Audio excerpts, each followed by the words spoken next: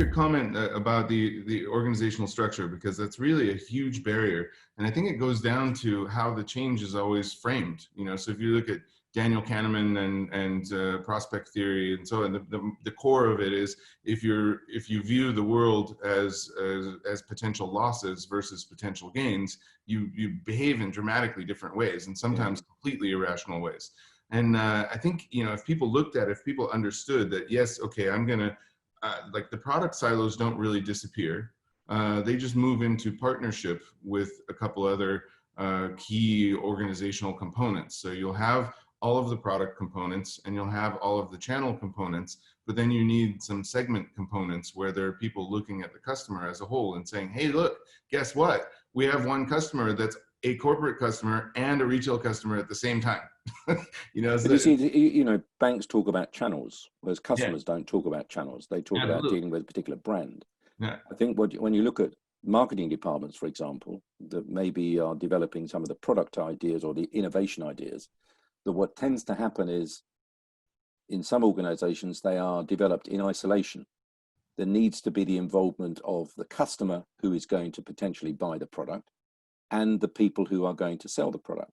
And those three, together with the marketing team or product team, whatever you want to class it, those three need to work together to develop whatever it is you're producing. You're producing, in a way, in a bank, a solution to a problem.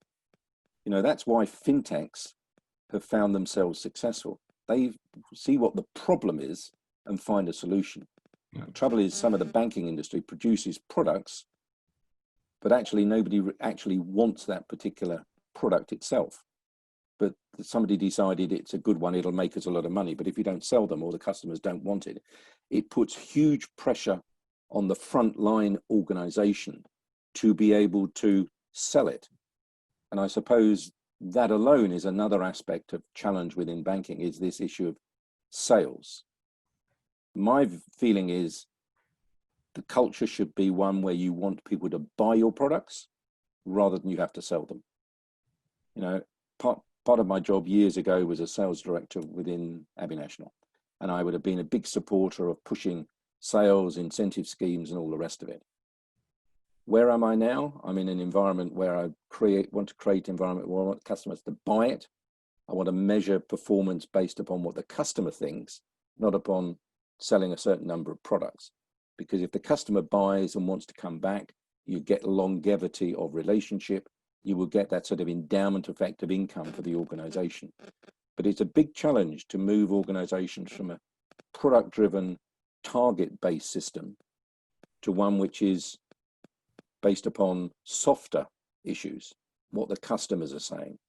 But that's what happens if you run your own shop.